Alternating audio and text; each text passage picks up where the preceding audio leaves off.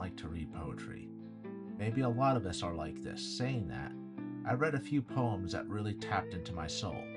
One such poem that did this I was introduced to during my junior year in college. I was taking a class called Memory of the Holocaust, and the poem was called Written in Pencil in the Sealed Railway Car. It's a rather short poem, and I'll present it here. Here, in this carload, I am Eve, with Abel, my son. If you see my other son, Cain, son of man, tell him In this video, I want to talk about this poem and what I learned about it over the years. I'll also break the poem down and attempt to bring my own analysis to it. When I was first introduced to the poem, I initially believed it was found in a railway car heading to Auschwitz. I have no idea that it was written much later. I'll return to this later. I imagined a mother writing a poem as the train made its way to Auschwitz. I wondered, did she survive Auschwitz or any other camp she was in? Why did she write the poem? What were her thoughts about addressing Cain? Now I'll begin breaking down the poem, going through it line by line. The first line, here in this carload, is one of the most straightforward to understand. When I read it, I picture a train arriving at a concentration camp, packed with Jews and others whom the Nazis deemed unworthy of life. Each car is overcrowded with people, and the stench is unbearable. Some may be unaware of what is about to happen to them, while others deny it, clinging to the hope that the rumors they've heard are untrue. Still others may be in complete denial about what is soon to occur. To me, this line sets the scene for the poem. Anyone familiar with the Holocaust knows that most people who ended up in a concentration camp arrived by train. The second line is, I am Eve. To me, this line reveals the identity of the poem's speaker. It declares that the writer is Eve, the mother of all humans according to the Abrahamic religions. This isn't just a random person writing a poem. It's the very mother of humanity. The third line, with Abel my son, reveals that Eve is not alone. She has one of her sons, Abel, with her. Abel was the second son of Adam and Eve, and the younger brother of Cain. According to the Bible, Abel was a shepherd, the keeper of the sheep. The fourth line reads, if you see my other son. From this we understand that Eve is with one of her sons, Abel, but her other son, Cain, is missing. She's asking, has anyone seen him? This line makes me wonder, what happened to her other son? Was he taken earlier? Did he leave the family? We don't know. The only thing we do know is that a mother is missing one of her children. The fifth line reads, Cain, son of man. This phrase links back to the previous line, confirming that the other son mentioned is indeed Cain, the one absent with Abel and Eve. The following three words, son of man, are particularly intriguing. In Christian theology, son of man often refers to the humanity of Christ. In Jewish tradition, the term typically means human being, but can also carry messianic connotations. Thus, this line could be interpreted as Cain, a human being. Part of me wonders if it could also suggest Cain, a messianic figure. However, I find that interpretation less convincing. The final line, tell him struck me the hardest the first time I read this poem. What did Eve want to tell Cain? Before diving deeper into that question, let's briefly revisit the story of Cain and Abel. They were the first two children of Adam and Eve. Cain was a tiller of the soil, essentially a farmer, while Abel was a keeper of sheep. Abel offered his sheep as a sacrifice to God, while Cain presented the fruits of the ground. The Lord was pleased with Abel's offering, but not with Cain's. The Bible does not clearly explain why Cain's offering did not satisfy God. Shortly after this, Cain led his brother out to the field, where he killed him. Returning to that final line, tell him what does Eve want to say to Cain?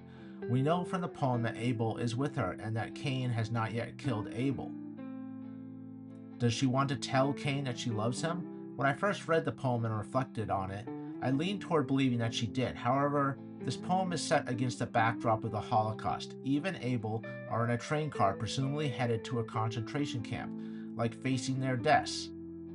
It begs the question, is Cain involved in their deaths? Cain is referred to as the son of man, a phrase we encountered earlier, which can be interpreted as representing humanity. It could be that Eve and Abel are on the way to the concentration camp, while humanity, Cain, remains indifferent. Over time, my life moved on, but I never really stopped thinking about this poem. It was always in the back of my mind. I eventually decided to make a video describing my thoughts on the poem and what others say about it. One place that I turned to was Reddit. There was a small posting where it appeared someone was asking help explaining the poem.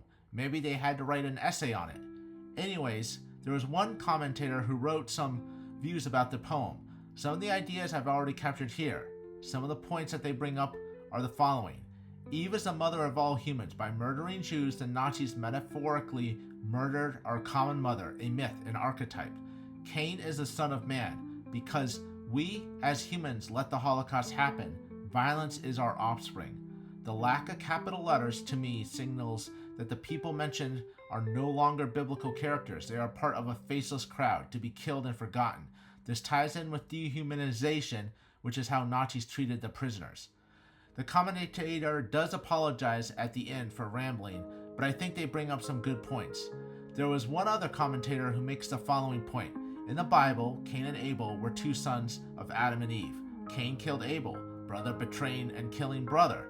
This is a poem about the lives of the betrayed being cut suddenly short by the betrayal of those very near to them. Again, these are similar points to what I brought up, yet as I read this Reddit page, there was one posting that really digs much more into detail of the poem. Now, this is where I learned that the poem actually was not found in a railway car going to a concentration camp. Up to this point, I actually thought it had. This is where we now turn. To start, the poem was actually written in 1970, I believe. When I first learned of this, I was shocked. I truly thought that it was found in a rail car that was going to a concentration camp sometime after World War II ended. I'm not really sure why I thought that. Maybe the professor in the class mentioned that? I just thought that it was written at the time because it was the Holocaust. But it was on that same Reddit post that I mentioned above, where one of the people posted a lot about the poem. First, the poem was written by Dan Pagius, I hope I say that right, who was a Holocaust survivor. Now, again, I believe that the poem was written in 1970, but I'm not 100% sure about that. From what I could find, the poem is short, as we all know, but it's very complex and has a lot of meaning to it. One of the ideas that the Reddit poster pointed out was the following. In the Hebrew, this poem is written in an endless loop, a snake eating its own tail. The last line in a poem is intended to be continued by the first line, tell him that I am here in this carload. I find this really interesting how the poem in Hebrew is actually designed to be a constant loop. However, I actually like to ponder that last line, tell him that it's just how I am. I wanted to wonder, what would Eve tell Cain? Another aspect that I found interesting from this poster was the following. In the Hebrew, the words pencil and railway car rhyme. Also, the word pencil is very close to the word earth and dust. Just a minor observation that the Reddit poster pointed out. The Reddit poster also suggests that the Son of Man reference is intended to remind us that the people who carried out the Holocaust were human beings. I believe the Son of Man line was meant to make us reflect on the fact that both the perpetrators of the Holocaust and the victims in the trains were all human beings. Just as Cain killed his brother Abel, in this case, one group of humans was killing another group. Finally, I do want to mention that this specific Reddit poster mentions that Dory Manor wrote an essay about this poem. This was something that I did not look at for this project. Before I conclude, I want to revisit that last line. It strikes me as particularly haunting. Before I discovered that this poem was written long after the Holocaust by a survivor, I often wondered what Eve might have wanted to say to Cain. What thoughts ran through a person's mind as they were led to a concentration camp? I always imagined that the author of this poem likely knew that they were being taken to a death camp and would probably be killed. Picture yourself in their shoes, writing this poem. They're sitting in a rail car, moving toward what will almost certainly be their death. The car is crowded with strangers, all sharing that same impending dread. As they write the poem, they reach that final line, tell him that they pause, uncertain of what to write next. The rail car begins to slow, signaling that they've arrived at their destination. Unable to finish that line, they either can't bring themselves to complete it or choose not to.